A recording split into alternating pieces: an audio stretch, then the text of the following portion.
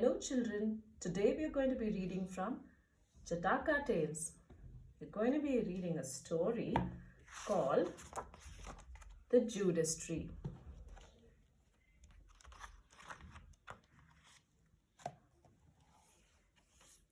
The Judas Tree. One day, the four sons of King Brahmadatta of Kasi were discussing the Judas Tree. As they discussed, the princess realized that none of them had actually seen it. Therefore, the brothers decided to ask their father's charioteer to take them to the forest and show them an actual Judas tree. When they told the charioteer of their wish, the wise old man replied, "Gladly I will do as you ask. However, I will take you all one at a time so that you can study the tree without any distractions." The princess agreed. Thus, the next morning, the charioteer took the eldest prince to the forest and showed him a Judas tree that was just planted. He was very pleased to finally see the tree with his own eyes, and then he returned to the palace.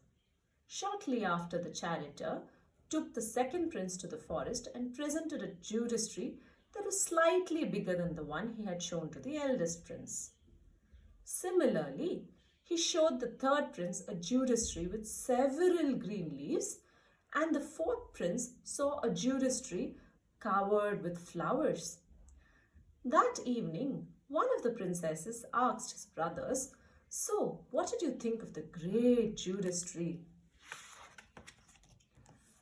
The eldest prince immediately declared, "It looks like a twig." The second prince said, "It looks more like a stem." The third brother disagreed and said, "Ha! I wonder what you mistook for the Judas tree. It is quite splendid to look at, but it would look better if it carried some flowers." The fourth brother interrupted him and said, "But it does. I saw lovely flowers on the tree today. It was perhaps the most beautiful sight that I've ever seen."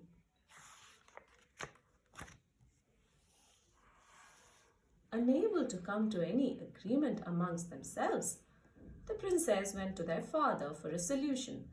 The wise king listened to his sons and said, "I think I know what has happened.